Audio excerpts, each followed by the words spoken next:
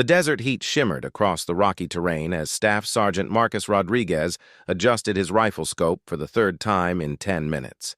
His 8-man SEAL team had been tracking a high-value target through the mountains of eastern Afghanistan for 6 days, living on energy bars and muddy water from their canteens.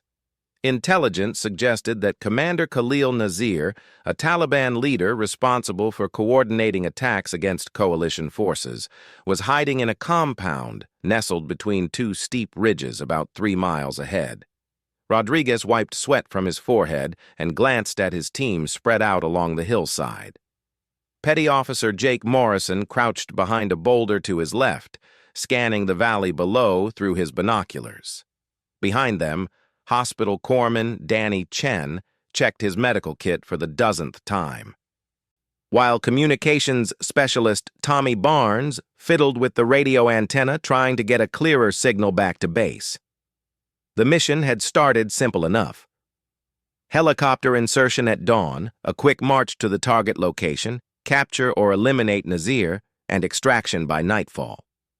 But nothing ever went according to plan in these mountains. First, their helicopter had taken small arms fire during insertion, forcing them to land 2 miles off target. Then Sergeant Mike Patterson had twisted his ankle badly during the descent from the landing zone, slowing their movement significantly. Now they were running 6 hours behind schedule, and Rodriguez could feel the weight of command pressing down on his shoulders. Through his scope, Rodriguez studied the compound ahead. The intelligence photos had shown a simple stone structure with a courtyard, but the reality looked more complicated. Multiple buildings connected by high walls, several watchtowers, and what appeared to be freshly dug defensive positions around the perimeter. This wasn't just a hideout anymore. Someone had turned it into a fortress. Morrison crawled over, keeping low. "Sergeant, I count at least 12 hostiles moving around down there, maybe more inside the buildings. This is way more than the 4 or 5 guys intelligence told us to expect." Rodriguez nodded grimly. The mission briefing had painted a picture of Nazir hiding with a small personal security detail, not commanding a significant force. But they had come too far to turn back now. Nazir had been responsible for 3 major attacks in the past month, including an IED that killed 4 Marines just outside Kandahar. The intelligence community had been hunting him for over a year. "Chen, how's Patterson doing?" Rodriguez asked quietly into his radio. "His ankle's swollen pretty bad, Sergeant. He can move if he has to, but not fast and not far." Rodriguez studied the tactical situation. They were positioned on high ground with good observation of the target, but the terrain offered limited cover for an assault. The compound sat in a natural bowl surrounded by rocky slopes on 3 sides, with only one narrow approach road winding up from the valley floor. Any direct attack would expose his team to concentrated fire from multiple defensive positions. Barnes finally got a clear signal and handed Rodriguez the radio handset. "Base, this is Thunder 7. We have eyes on the target location. Situation has changed significantly. Request immediate support over." The response crackled through static. "Thunder 7, this is Base. Be advised all air support is committed to operations in Helmand Province. Earliest available extraction is 1800 hours. Can you maintain position until then?" Rodriguez checked his watch. 4.5 hours.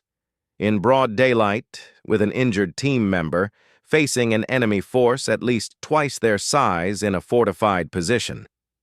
He had led his men through difficult situations before, but this was starting to look impossible. "Base, we have visual confirmation of the primary target. Recommend immediate airstrike on the compound." "Negative, Thunder 7. Intelligence needs Nazir alive for interrogation. You are cleared to proceed with capture mission as planned." Rodriguez closed his eyes for a moment. The bureaucrats back at headquarters didn't understand what they were asking. A capture mission against a fortified position with overwhelming enemy forces was essentially suicide. But his team was counting on him to find a way. Morrison had been listening to the radio traffic. "Sergeant, there might be another option.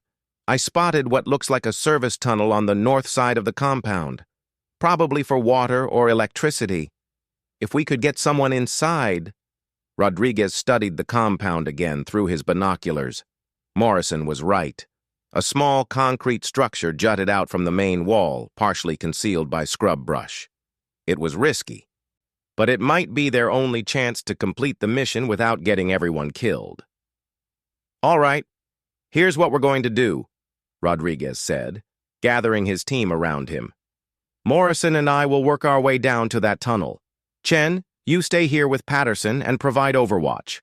Barnes, I need you to find a position where you can call in our extraction when this goes sideways. Williams, Thompson, and Carter, you three will create a diversion on the south side of the compound. Nothing too crazy, just enough noise to draw their attention away from the north wall." The plan was desperate, but it was better than a direct assault. Rodriguez knew his team well enough to trust them with their lives. These men had been through 3 deployments together, and they had never failed to complete a mission or leave a man behind. As they prepared to move out, Rodriguez noticed movement in the compound below. Through his scope, he could see men carrying crates from one building to another, weapons maybe, or ammunition. The activity level suggested they were preparing for something, possibly an attack of their own. Time was running out. If Nazir was planning to move to another location, they might lose their best chance to capture him. Rodriguez made the decision to accelerate the timeline, even though it meant taking additional risks. The afternoon sun beat down mercilessly as the team began their descent toward the compound. Every step down the rocky slope brought them closer to enemy territory, and Rodriguez could feel his heart rate increasing. Behind him, Morrison moved with the silent precision that had made him one of the best reconnaissance specialists in the unit. They were committed now. No turning back until the mission was complete, or they were all dead. Rodriguez had been in combat long enough to know that sometimes those were the only 2 options available. He just hoped his luck would hold out long enough to get his men home safely. The first phase of their approach went smoothly. Using natural cover and moving during the guards' patrol patterns, they managed to reach a position within 50 meters of the compound wall without being detected. But as they prepared for the final sprint to the tunnel entrance, Rodriguez heard something that made his blood run cold: the distinctive sound of multiple vehicles approaching from the valley road. Through his binoculars, he could see a convoy of 3 pickup trucks loaded with armed men heading directly for the compound. Their simple capture mission had just become exponentially more complicated. Rodriguez watched through his scope as the convoy of pickup trucks rolled through the compound gates. 15 additional fighters jumped out, all carrying AK-47s and wearing the distinctive black headbands that marked them as members of Nazir's inner circle. The odds had just shifted from bad to impossible. Morrison cursed quietly beside him. "Sergeant, we need to abort. This is turning into a damn convention down there." Rodriguez counted heads again. 27 enemy fighters now, maybe more inside the buildings. His team of 8, with 1 man injured, faced overwhelming numbers in a fortified position with no air support and no backup. Every tactical manual he had ever studied said to withdraw and call for reinforcements. But Nazir was right there, visible through the compound's main courtyard, greeting the new arrivals. Intelligence had been trying to locate him for months, and after today he would probably disappear again into the mountain caves where satellites couldn't track him. This might be their only shot. "Base, this is Thunder 7, Rodriguez whispered into his radio. "Enemy strength has increased significantly. We count 27 hostiles, possibly more. Request permission to abort mission." The response came back immediately. "Thunder 7, the target is confirmed at your location. This is a priority 1 capture mission. You are authorized to use any means necessary to complete objectives." Any means necessary. Rodriguez understood the code. His superiors were essentially telling him to sacrifice his team if that's what it took to get Nazir.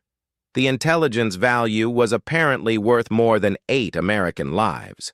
Morrison had been monitoring the enemy's radio frequencies on his scanner. "Sergeant, they're planning something big. I'm picking up chatter about a major operation scheduled for tomorrow night. Sounds like they're targeting the main supply route between Kabul and Kandahar." The tactical picture was becoming clearer. Nazir hadn't gathered this many fighters just for protection. He was planning a major attack that could disrupt coalition supply lines for weeks.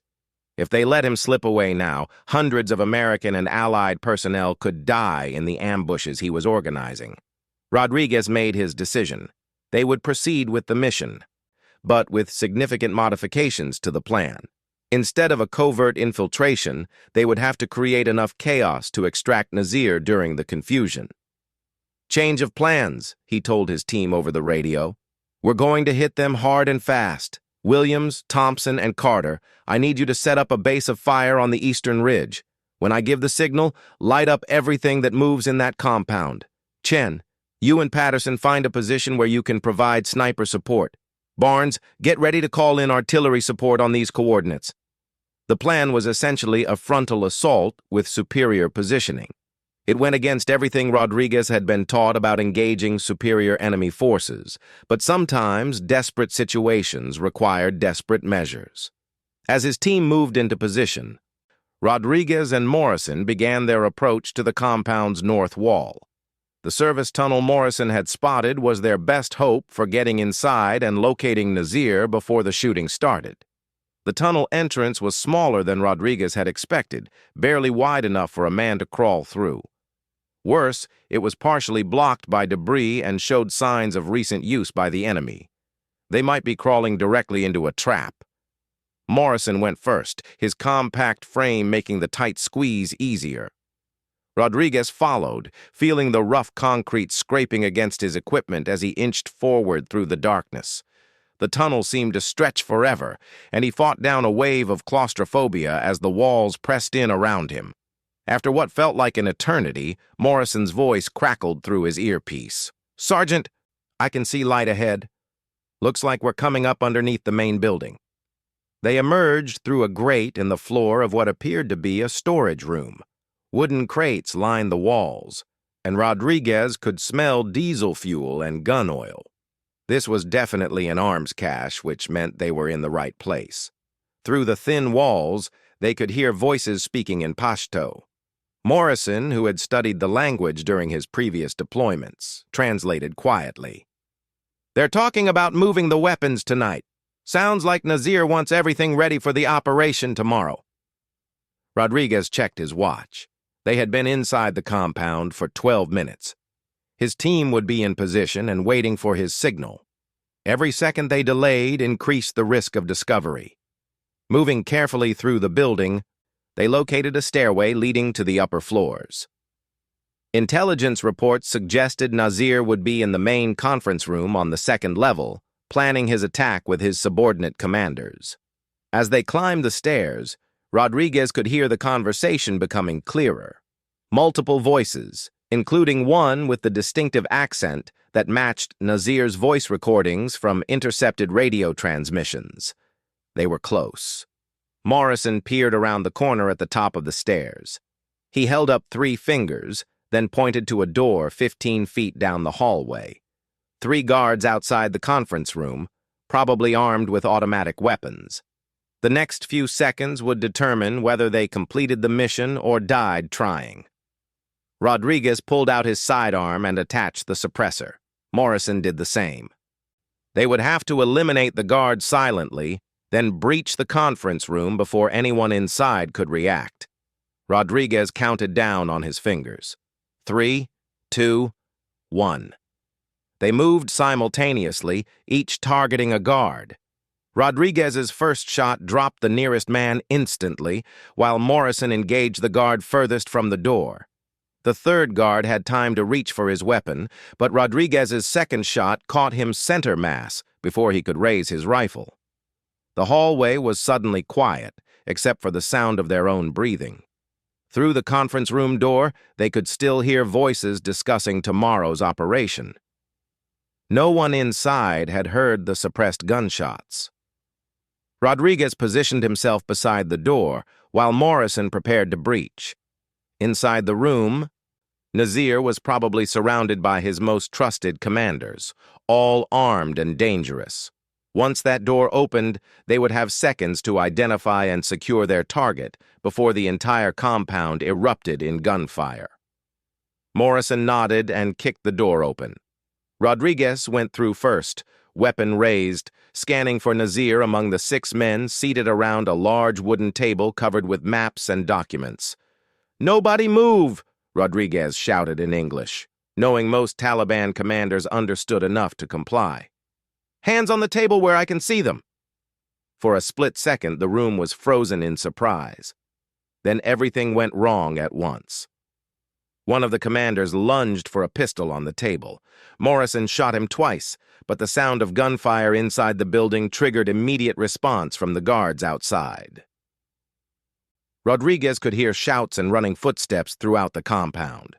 Nazir, a thin man with a distinctive gray beard, was reaching for a radio to alert his forces.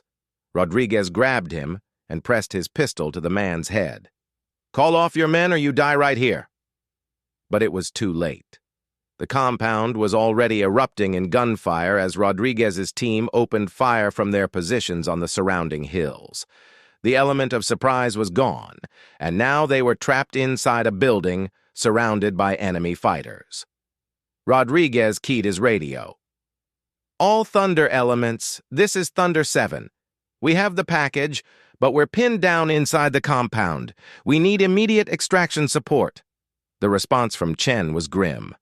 "Thunder 7, we've got vehicles approaching from multiple directions. Looks like reinforcements. We're about to be seriously outnumbered." Through the conference room window, Rodriguez could see muzzle flashes from his team's positions on the hillside. But he could also see enemy fighters taking cover behind walls and vehicles, returning fire with increasing intensity. His men were good, but they couldn't hold off an entire army. Morrison was searching the room for intelligence materials while keeping watch on the remaining Taliban commanders. "Sergeant, these maps show target locations for tomorrow's attacks. This is bigger than we thought. They're planning to hit 6 different convoy routes simultaneously." The intelligence was valuable, but it wouldn't matter if they didn't survive to report it. Rodriguez could hear enemy fighters moving through the building below them, systematically searching each room. It was only a matter of time before they found the stairway to the 2nd floor. Outside, the gunfire was intensifying. Rodriguez's team was doing everything they could to keep the enemy pinned down, but they were running low on ammunition and facing increasingly desperate odds. That's when Rodriguez heard a sound that changed everything. A single rifle shot, much louder and more distinct than the automatic weapons fire that had been echoing through the valley. Then another shot, and another. Someone else had joined the fight. The distinctive crack of a high-powered rifle cut through the chaos of automatic weapons fire like a blade through silk. Rodriguez pressed himself against the conference room window and tried to locate the source of the shots. Each round seemed to find its target with surgical precision, dropping enemy fighters who had thought themselves safely concealed behind cover. Morrison looked up from the intelligence documents he was stuffing into his pack.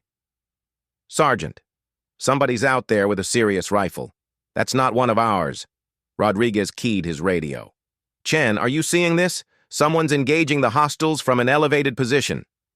"Negative, Thunder 7. That's not coming from any of our positions. Whoever it is, they're saving our asses right now." Through his binoculars, Rodriguez scanned the ridge line to the west of the compound. There, nearly 800 meters away on an almost impossible rocky outcrop, he caught a brief glimpse of movement. A lone figure in desert camouflage, barely visible even with magnification, working a bolt-action rifle with mechanical precision. Another shot rang out, and one of the Taliban fighters attempting to flank Carter's position simply crumpled to the ground. The enemy was starting to panic, unsure where the deadly accurate fire was coming from. Men who had been advancing aggressively on the SEAL positions were now seeking whatever cover they could find. Rodriguez's radio crackled with Barnes's voice. "Thunder 7, I've got multiple vehicles approaching from the south. Looks like a whole damn army heading our way. We need to move now if we're going to move at all." The mysterious sniper was buying them time, but Rodriguez knew it wouldn't last long. Once the reinforcements arrived, even the most skilled marksman wouldn't be able to engage targets spread across such a wide area. They had minutes, maybe less, before the situation became completely untenable. Nazir was pressed against the wall, his eyes wide with fear and confusion. Through the window, he could see his carefully planned defenses crumbling under the combined assault from the SEAL team and the unknown sniper. Several of his most trusted commanders lay dead in positions that should have been completely secure. "Who is out there?" Nazir demanded in accented English. "Who is killing my men?" Rodriguez ignored the question. He was more concerned with getting his team and their prisoner out of the compound before those reinforcements arrived. But first, they had to get down from the second floor without walking into a death trap. Morrison had been monitoring the enemy radio frequencies again. "Sergeant, they're pulling back from the building. Sounds like they're regrouping for a coordinated assault. We might have a window to move." The sniper fire had created exactly the chaos Rodriguez needed. Enemy fighters who had been systematically searching the building were now focused on finding cover from an enemy they couldn't see or predict. It was the perfect opportunity to extract. "All Thunder elements, this is Thunder 7. We're moving to the extraction point with the package. Provide covering fire and be ready to displace on my command." Rodriguez zip-tied Nazir's hands behind his back and stuffed a gag in his mouth to prevent him from shouting warnings to his men. Morrison gathered the last of the intelligence materials, including maps that showed planned attacks throughout the region. The information they had captured could save hundreds of lives. They moved quickly down the stairway, stepping over the bodies of the guards they had eliminated earlier. The building seemed eerily quiet after the intense gunfire outside, but Rodriguez knew it was only temporary. Enemy fighters would be back as soon as they figured out a way to deal with the sniper. The ground floor was clear, but Rodriguez could see movement in the courtyard outside. Taliban fighters were using vehicles and concrete barriers for cover, trying to identify the sniper's position. Several bodies lay sprawled in areas that had seemed completely safe just minutes earlier. Morrison cracked the door and peered outside. "Path to the north wall looks clear, but there's no way to know how long that'll last." Rodriguez made the decision. They would have to make a run for it, hoping the sniper could continue to suppress enemy movement long enough for them to reach the tunnel entrance. It was risky, but staying in the building was certain death once the reinforcements arrived. "Go," Rodriguez whispered, pushing Nazir ahead of him as they sprinted across the open courtyard. They had covered maybe 30 meters when Rodriguez heard shouts from their left. Two Taliban fighters emerged from behind a damaged vehicle, rifles raised. Rodriguez dove to the right, pulling Nazir with him, as automatic weapons fire erupted around them. Then the sniper's rifle cracked twice in rapid succession. Both enemy fighters dropped instantly, their weapons falling silent. Rodriguez didn't pause to marvel at the accuracy. He hauled Nazir to his feet and continued running toward the wall. Morrison reached the tunnel entrance first and began clearing away the debris they had moved aside during their infiltration. Rodriguez arrived seconds later, practically throwing Nazir into the narrow opening before following himself. The crawl back through the tunnel seemed to take forever. Nazir, hands bound and gagged, struggled awkwardly through the tight space. Behind them, Rodriguez could hear the sound of vehicles entering the compound as the reinforcements finally arrived. They emerged from the tunnel to find Chen waiting with medical supplies and extra ammunition. "Sergeant, Patterson's leg is getting worse. He needs real medical attention soon." Rodriguez nodded and keyed his radio. "Barnes, what's our extraction status?"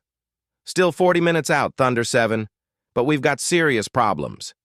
I count at least 60 hostiles now, and they're spreading out to search the entire area. That sniper stopped firing about 5 minutes ago." The loss of sniper support was a serious blow. Without that devastating, accurate fire keeping enemy heads down, Rodriguez's team would have to face overwhelming odds with limited ammunition and an injured team member. The tactical situation was becoming impossible. That's when Rodriguez heard Morrison calling him over to a rocky outcrop that provided a view of the western ridgeline where the sniper had been positioned. Through his binoculars, Rodriguez could see a figure moving down from the high ground, carrying what appeared to be a long-range rifle and a heavy pack. "Sergeant, I think our mystery shooter is heading this way," Morrison reported. Rodriguez watched the distant figure navigate the treacherous rocky slope with the fluid movements of someone completely comfortable in mountainous terrain. Whoever it was possessed the kind of fieldcraft that took years to develop, moving from cover to cover in a way that made them nearly invisible even when Rodriguez knew exactly where to look. 20 minutes later, as Rodriguez's team prepared defensive positions for what would probably be their final stand, a voice called out from the rocks above them. "Thunder 7, this is Falcon. Request permission to join your party." Rodriguez nearly dropped his rifle in surprise. The voice spoke with a distinctly American accent, but no other units were supposed to be operating in this area. He raised his weapon toward the source of the voice. "Identify yourself. Who are you and what unit are you with?" A figure emerged from behind a boulder about 50 meters uphill. Desert camouflage, advanced tactical gear, and carrying a rifle Rodriguez didn't immediately recognize. The man moved with the confident precision of special operations personnel, but something about him seemed different. Master Chief Petty Officer David Kane retired. "I've been tracking Nazir for 3 days, waiting for the right opportunity. When I saw you boys getting into trouble, figured I'd lend a hand." Morrison lowered his weapon. "Retired? What's a retired Master Chief doing out here alone?" Kane approached their position, keeping his hands visible. "Long story. The short version is that Nazir's people killed my interpreter's family last month. Old Afghan man who worked with us for 6 years, saved a lot of American lives. I came back to settle the score." Rodriguez studied the man carefully. Kane appeared to be in his late 40s, with graying hair and the weathered face of someone who had spent decades in combat zones. His equipment was top quality, but not standard military issue. This was clearly someone operating outside official channels. "Well, Master Chief, official or not, your timing was perfect. We've got about 30 minutes before extraction, assuming we can survive that long." Kane surveyed their tactical situation with professional assessment. 60-plus hostiles, high ground advantage, but limited ammunition and an injured man. Not great odds. "That's why they pay us the big money," Rodriguez replied grimly. Kane smiled for the first time since his arrival. "Mind if I make a suggestion? I know these mountains pretty well, and there's a secondary extraction point about 2 clicks north. Narrow canyon, only one approach route. Much easier to defend until your ride shows up." Rodriguez considered the option. Moving Patterson that distance would be difficult, but trying to hold their current position against 60 enemy fighters was essentially suicide.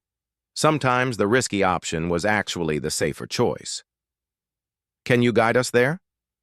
"That's why I'm here." As Kane led them through a series of rocky ravines that provided concealment from the searching enemy forces, Rodriguez reflected on the strange turns this mission had taken. What started as a simple capture operation had become a desperate running battle, saved by the intervention of a lone operator seeking personal justice. But they weren't safe yet. Behind them, Rodriguez could hear the sounds of pursuit as Nazir's men spread out across the mountainside. The Taliban commander was too valuable to let escape, and his followers would chase them to the ends of the earth if necessary. The race to the extraction point had begun, and Rodriguez wasn't sure they would make it in time. But with Kane's help, they at least had a fighting chance. Sometimes that was all a soldier could ask for. 30 minutes later, as the helicopter finally appeared over the horizon, Rodriguez knew they had beaten impossible odds. Nazir was in custody, valuable intelligence had been captured, and most importantly, all his men were going home alive. Kane watched the helicopter approach, but made no move toward the landing zone. This is where I get off, Sergeant. Got some unfinished business in these mountains." Rodriguez understood. Some battles were personal, and some debts could only be paid in blood.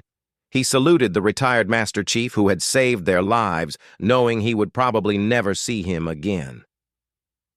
As the helicopter lifted off with its precious cargo, Rodriguez caught one last glimpse of Kane disappearing into the rocky wilderness. The mission was complete, but the war continued, fought by warriors who understood that sometimes justice came from the most unexpected places.